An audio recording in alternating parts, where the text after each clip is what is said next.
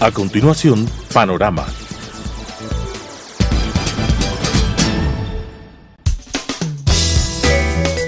Clasificación B, bajo supervisión de un adulto.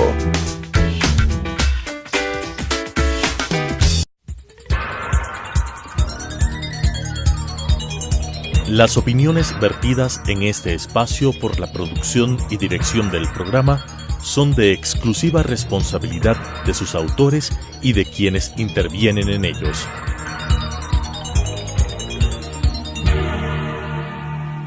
Telesucesos Canal 29 UHF presenta Panorama, política interna y asuntos internacionales abordados por especialistas, jefes de misiones diplomáticas, organismos internacionales y expertos en temas de la comunicación política nacional e internacional.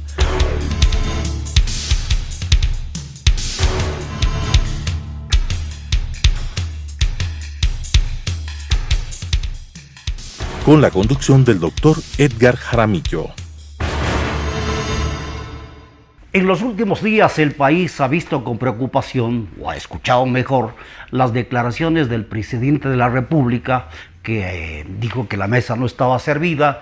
En declaraciones para un canal internacional dijo que el gobierno anterior dejó las condiciones y la situación del país en tal estado de cosas porque pensó que iba a ganar un opositor, lo cual tampoco es responsable ni se justifica de modo alguno, ¿no?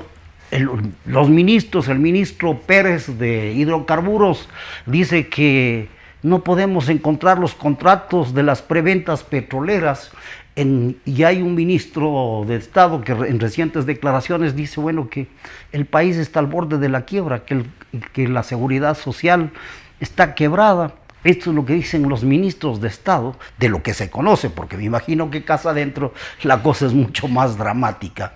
Y para cerrar esta tenebrosa situación, lo último ocurrido, el secuestro de 3 comunicadores que estaban cumpliendo una misión en la frontera, ¿no? Y que desde luego con quienes nos solidarizamos y exhortamos al gobierno que los retornen pronto y con vida. La vida es un derecho humano fundamental y hay que precautelar.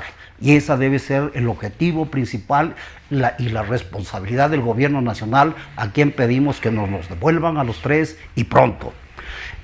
Está con nosotros el doctor Diego Delgado Jara, perdón, sí, ¿no?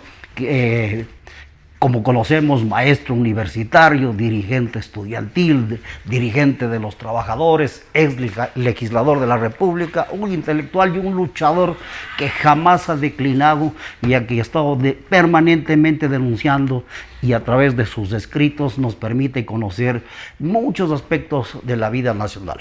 Le damos bienvenida al doctor Diego Delgado, con quien queremos conversar.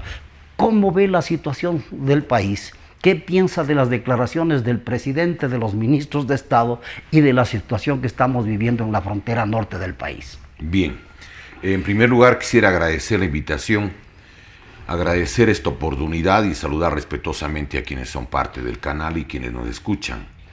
Me parece a mí que el Ecuador vive una situación extremadamente complicada y grave en atención a que prácticamente todo su patrimonio social y nacional se lo viene depredando. Yo creo que el Ecuador debe meditar en algunas cosas como las siguientes. Todo lo que tenía el Ecuador en sus manos antes que llegue al poder el economista Rafael Correa, ahora está en manos de las corporaciones extranjeras y las multinacionales. Gran parte de la riqueza del petróleo está entregado a las compañías extranjeras. Por ejemplo, hay un campo que tiene el 19% del total de las reservas del país, le dieron a la Schlumberger. Entiendo que había un anticipo de 1.000 millones. Si uno va revisando las compañías que están a su cargo, por ejemplo, ya no solamente el petróleo, porque además está vendido hasta el año 2024, gran parte de esas reservas.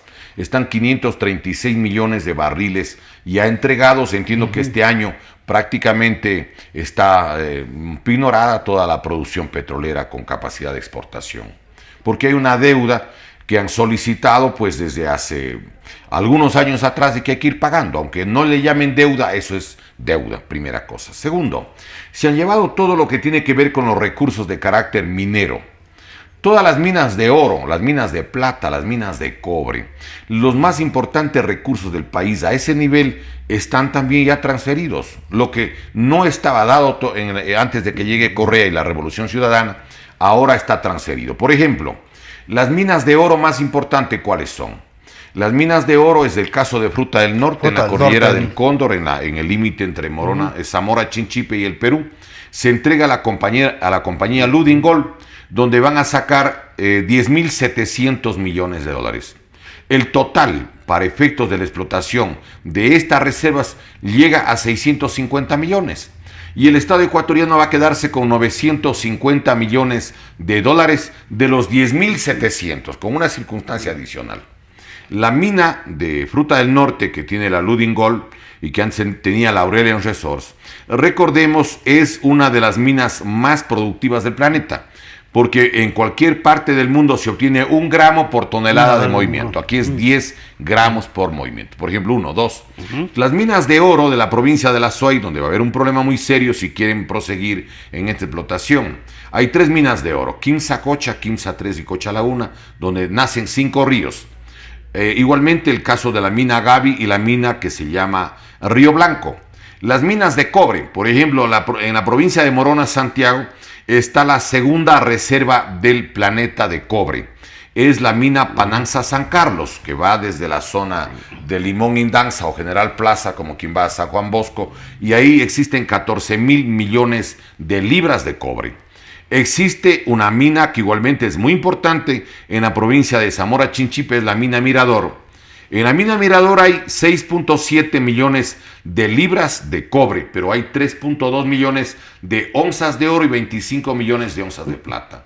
Las 2 enormes minas, y algunas de La Suay, como por ejemplo la Pananza San Carlos y la mina Mirador, está en manos de 2 compañías chinas, de la Junefiel y la Tongling Nung Ferros. Es decir, además, el gobierno de Correa reformó la Constitución con una enmienda del artículo 158 para poder utilizar a todas las fuerzas de seguridad a que limpien de ciudadanos ecuatorianos y de comunidades para poder entregar esa riqueza y esas áreas a las compañías extranjeras. Pero doctor Delgado, pero estas enmiendas legales no solo han ocurrido en el sector minero, porque en el sector de la electrificación, en el sector petrolero, también hicieron lo mismo. Y en la ley de tierras se han ido reformando todas estas disposiciones legales. El artículo 158 de la Constitución determinaba que Fuerzas Armadas tendrá sobre todo la tarea de proteger la soberanía nacional y la integridad territorial. Pero ahora, con la enmienda del día 3 de diciembre del 2015, pueden utilizar en aspectos de represión interna. Por ejemplo, ¿cómo entregan la mina de Mirador si no es desalojando a toda la gente que vive en Tundaime? ¿Cómo desalojan a la gente, por ejemplo, para entregar la mina Pananza San Carlos, la segunda en el mundo en cobre, si es que no limpian la zona de Nankins, porque eso es lo que han hecho, donde están comunidades shuaras y colonos? Entonces, el problema es que están utilizando a las propias fuerzas de seguridad para desalojar a los ecuatorianos, para entregar toda la riqueza a las compañías extranjeras. Pero no solo eso, hacen leyes expresas, como por ejemplo la ley del sector eléctrico. La ley orgánica del sector eléctrico. Esa ley permite entregar todas las centrales hidroeléctricas del país, se pueden transferir y dar en concesión, por ejemplo, a los acreedores. Esa ley se publicó el 16 de enero del año 2015. Y donde se dice que se puede delegar, lo cual es sinónimo. Delegar es sinónimo de vender, porque ese es el artículo 43 de la Ley de Modernización del Estado, que está publicada en el Registro Oficial número 349 del viernes 31 de diciembre de 1993. Delegar en ninguna parte del mundo es vender, excepto en la legislación del Ecuador, porque el artículo 18 del Código Civil dice expresamente que, se puede interpretar la ley, la primera de acuerdo a lo que dice el sentido natural y obvio de las palabras, y la segunda dice de acuerdo a lo que determine el legislador. Y entonces, como no podían antes transferir, porque la Constitución del 78 decía que se puede delegar, es decir, dar la administración nada más no vender la riqueza. Entonces pusieron el artículo 43 sobre las modalidades, ¿sí? Justamente en el caso de la ley de modernización, y una que es delegar, en el Ecuador significa literal es sinónimo de vender. Sí, señor.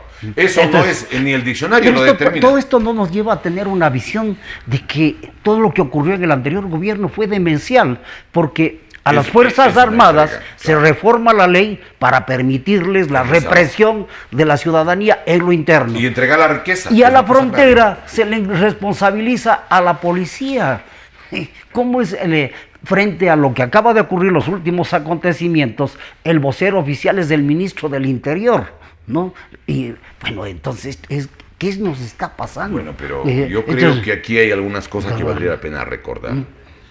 El gobierno del presidente Correa, sí, recordemos, tuvo algunas características en las que daba la impresión que estaba ayudando justamente a las actividades al margen de la ley. Permítame demostrar. ¿Cómo es que no pudo funcionar durante todo el gobierno de él los radares? ¿Cómo sabían que entraban avionetas, por ejemplo, con producto? 1, 2. ¿Cómo explica que se cogieron haciendas que tenían pistas de aterrizaje que luego se utilizaron para aterrizar las avionetas, como el caso de la Clementina en la provincia de Los Ríos? Tercero, ¿cómo explica usted que en 14 países de América Latina existe la atribución jurídica para bajar avionetas que no se, disciplinen a la petición de la Fuerza Aérea del país correspondiente? Y que no tengan autorización de vuelo, pues como en cualquier país. Pero aquí no, aquello no está permitido. Pero hay otras cosas adicionales, mire. ¿Cómo puede explicarse, sí? Por ejemplo, que en el caso del Ecuador hicieron una tabla para, ellos llaman justamente para permitir llevar legalmente hasta 2 gramos de cocaína, 2 gramos de heroína, 2 gramos de H, y puede llevar hasta 10 gramos de marihuana. Usted va con la balanza y eso, más que un reglamento, es un salvoconducto. Pero incluso habría que revisar cosas como las siguientes. Mire, resulta que los médicos de Guayaquil, hay un estudio que además presentó la Policía Nacional. Mire, el diario El Comercio del miércoles 21 de junio del 2017 establece que la policía, es el informe de la policía, repito, miércoles 21 de junio del 2017, los sectores críticos de Guayaquil son, donde es casi imposible ya controlar la comercialización de la droga, el Fortín, Pascuales, Isla Trinitaria, Los Guasmos, Bastión Popular y Portete. Estamos hablando de un área equivalente a varias veces la ciudad de Cuenca o la ciudad de Ambato o la ciudad de Riobamba. Pero no solo eso, sino que, por ejemplo, existen consumidores menores de 10 años. Los que son, por ejemplo, pacientes regulares son 51,000 personas. Y hay otra cosa que quisiera que igualmente la gente recuerde. Hay un informe que presentó la Policía Nacional el 29 de mayo del 2017 en el diario El Universo de Guayaquil.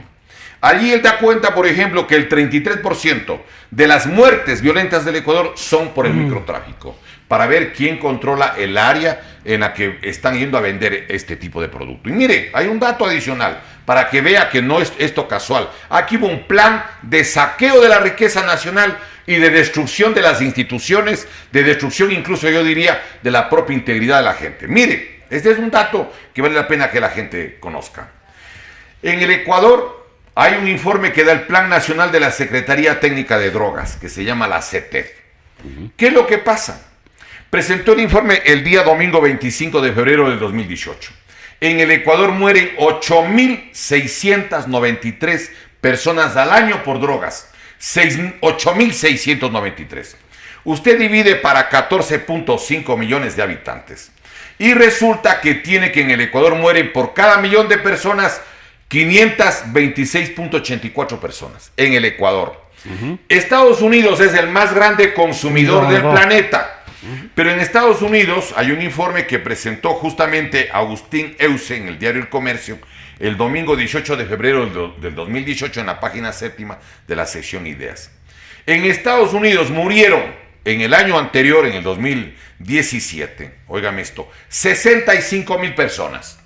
Es decir, 13,000 más que las que murieron, a 52,000 en toda la guerra de Vietnam en 16 años. Pero si usted divide los 65,000 fallecidos para los 326 millones de habitantes de los Estados Unidos. En los Estados Unidos fallecen 199.38 por millón. Y en el Ecuador es 526. Es decir, una tasa absolutamente desproporcionada. 2.64 veces más que en los Pero Estados a Unidos. este panorama aterrador que usted nos relata, podría sumarse otros hechos que fueron denunciados con su oportunidad, que por ejemplo, los temas de narcotráfico que se judicializaron no se encontraron en el sistema denominado SIGEP de la función judicial. Mire, No, estaban fuera del sistema, pero no y solo- que además muchos de esos procesos no se encontraban en los juzgados, sino que se encontraban los procesos fuera de los juzgados. Hay otro dato Esto es- que me parece necesario recordar. Hacia el 8-9 de julio del año 2008, recuerde que dieron un indulto a petición de la Presidencia de la República, cuando estaba recién llegado Correa, en la que establecieron que todos los que han comercializado hasta 2.000 gramos tenían derecho a la libertad. E incluso les advierten a los jueces que si no sacan inmediatamente les sancionan. Yo le hago una pregunta. Ahí salieron 2.241 personas. Cuando sacaron el Código Orgánico Integral Penal, Diario del Comercio informó que en el primer año salieron 2.300 personas más, de las cuales el 99% eran por microtráfico. Y quiero recordar que ahora, para irse de la Presidencia de la República, el presidente sacó 3.000 personas más con indulto. Entonces estamos hablando de casi 7.000 o un poco más de personas que se dedicaban al microtráfico. ¿Quién sacó? Mientras existen cientos de campesinos, de indígenas, de dirigentes populares a los que les encarcelaron o les metieron juicio y están detenidos. Entonces, aquí hay una orientación política, aquí hay una predisposición. Además, que yo quiero recordar una cosa que vale la pena que la gente medite. El presidente Correa y el gobierno de Alianza País, porque hay que decirlo, porque ese es su instrumento político. Recuerde que el gobierno decidió y dio el decreto 813 para sacar con la renuncia obligatoria, no olvide usted, con la renuncia obligatoria a los médicos sobre todo los más viejos, los que más sabían, los que eran incluso los que tenían, digamos, como tarea labores en cirugía. Revisemos con el decreto 813 quiénes son. Yo tuve ocasión de mirar una foto en la que parecía del siglo XIX, porque había gente de 55, 60, 65 años.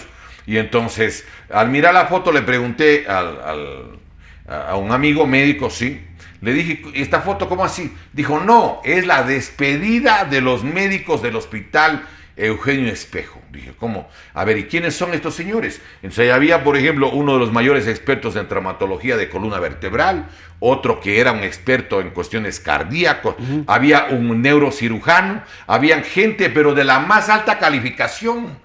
¿Cómo se explica que les voten a los médicos que más sabían? Es decir, los que pueden de mejor manera atender al pueblo llano que acude a un hospital público.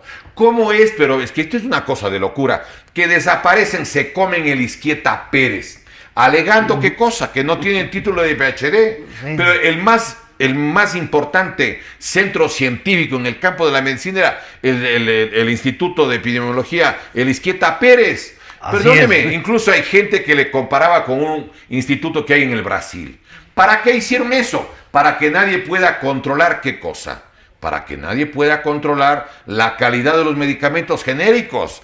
¿Cómo es que cierran el hospital neumológico en Guayaquil? Pues, ¿qué pasa? El único o el más importante. Entonces, aquí en el país hubo una política para destruir el sistema educativo, el sistema de salud, desestructurar Fuerzas Armadas, colapsar la seguridad social.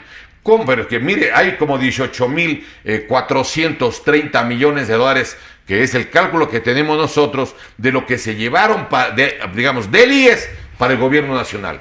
¿Por qué? Ni siquiera la Contraloría, con la Comisión de Veedores, que están trabajando, presentando los informes últimos, no puede tener la información, no le dan. Sí, esto es extremadamente grave, Pero- que ni siquiera la Contraloría ha podido establecer los montos de la deuda, y los veedores dicen que no encuentran. Pero vea, La gente del Ministerio, antes de Finanzas o de Economía, tenía una subsecretaría de Crédito Público, y ahí tenían un ordenamiento de tal naturaleza que permitía controlar los trámites de de la deuda pública y se registraban los títulos.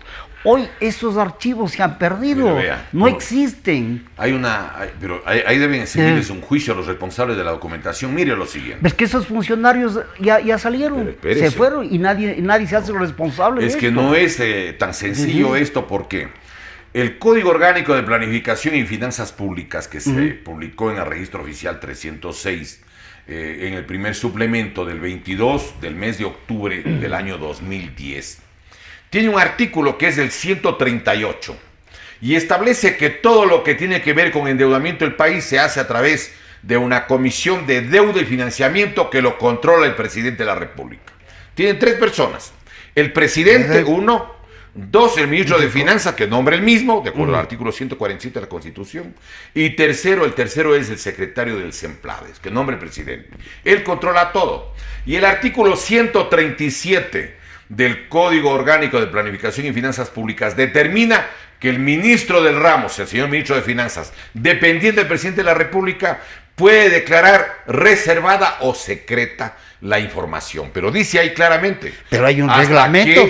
Pero hasta que se lleve a cabo, entiendo, el compromiso de la deuda, el compromiso del crédito, del mutuo, de lo que sea allí. Pero no, acaban de resolver que durante 30 años o 20 años o 15 años, hasta que se acabe el pago. Es secreta la información. Y en el caso del IES hay una decisión de la Superintendencia de Bancos del año 2015, creo que es el número 742, que dice que por 15 años nadie puede, es una información reservada, sabiendo que el artículo 72 del Código Orgánico... Que es reservado los informes actuariales pero dice una y cosa los más informes grave. financieros, porque además ahí hay un problema, que los informes, los balances y estados financieros de la Seguridad Social no han sido aprobados como corresponde. No hay los informes respectivos. Vea, el presidente de la República dijo, él personalmente, ¿sí?, de que un crédito de 8,000 millones que le dejaron bonos al IES, ¿sí?, que esa era una deuda ficticia, porque esa plata es prácticamente del Estado.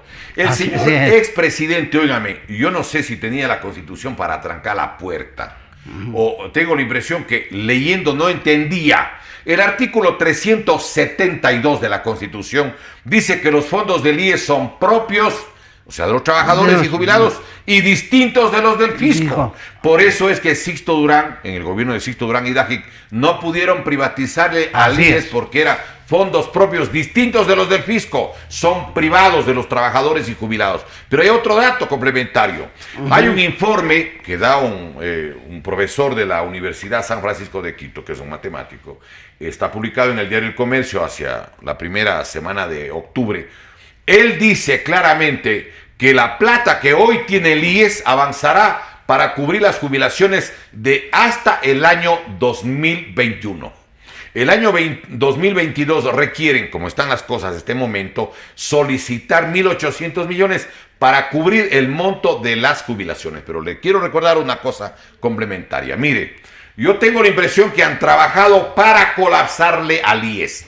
El IES es la institución que debería, bien manejado, tener prácticamente la quinta parte de todo el dinero que maneja el sector público y privado del Ecuador. ¿Por qué? Porque ahí está el 20.5% aproximadamente del total de los aportes. Una parte da el sector empleador y otra a los trabajadores, el 20.5%. Así es. Es decir, de todos los ingresos, de todos los sueldos, de todos los salarios, de todos los trabajadores del sector público y privado está ahí. Una quinta parte de la masa salarial del sector público y privado va a parar a la seguridad social. Pero una soma, espérese, 1, 2. Hay un problema complementario. En Grecia y en España y en otros países hicieron algo parecido. En Grecia se llevaron el 40% de golpe para pagar obligaciones externas que había adquirido este país en sucesivos gobiernos. Pero en el caso incluso de Europa, existen, por ejemplo, varias reuniones en las que se reúnen los jubilados en el centro de Madrid o en el centro de Atenas, e incluso llevan miles de mascotas que les dejan allí porque ya no tienen cómo darles de comer a sus propias mascotas. Imagínese. Tienen que abandonar a las mascotas. Qué cosa más triste y terrible para una persona de la tercera edad. Y óigame, en el caso del IES yo pienso que hay una intencionalidad. La intencionalidad es colapsarle al IES, para decir que el Estado y que todo lo que es público no vale y que quieren llevarle exactamente al mismo modelo chileno. En Chile se llevaron la seguridad social, pero los que manejan la seguridad social de Chile, que es la plata de los particulares, con ese dinero compraron, entre otras, desde la empresa eléctrica que distribuye en Buenos Aires este servicio, se compraron empresas de distribución de agua potable. Es decir, es un fondo tan colosal que en el Ecuador se lo han feriado. Hay otra cosa que me llamó la atención.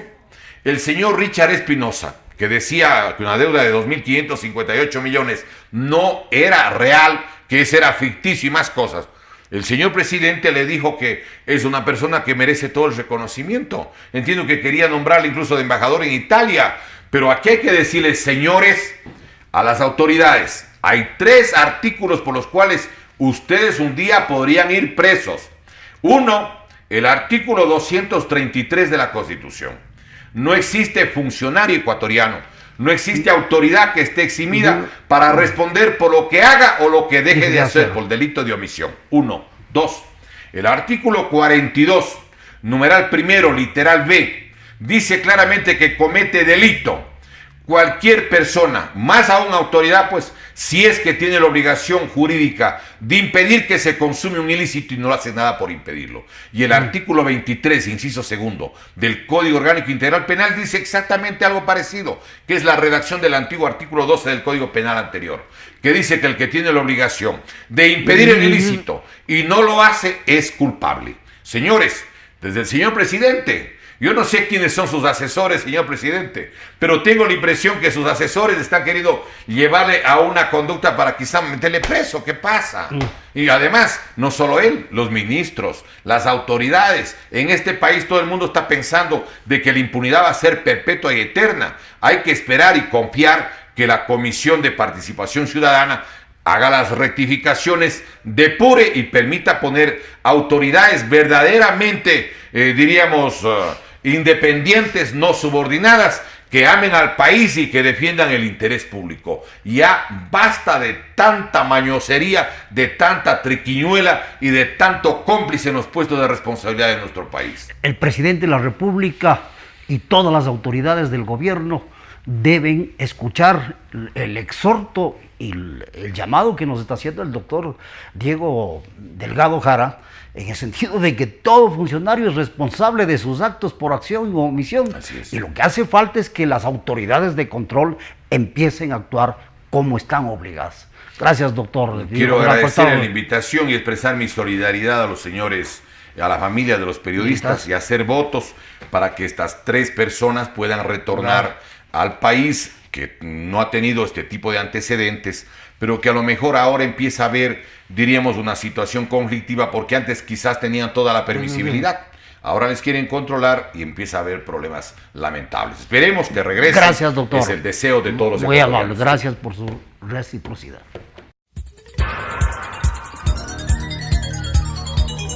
Las opiniones vertidas en este espacio por la producción y dirección del programa son de exclusiva responsabilidad de sus autores y de quienes intervienen en ellos.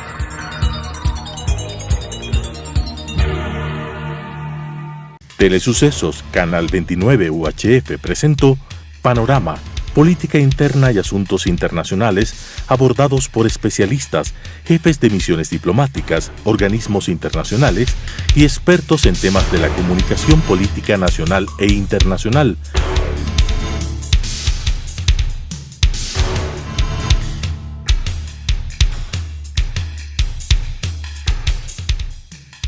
Con la conducción del doctor Edgar Jaramillo.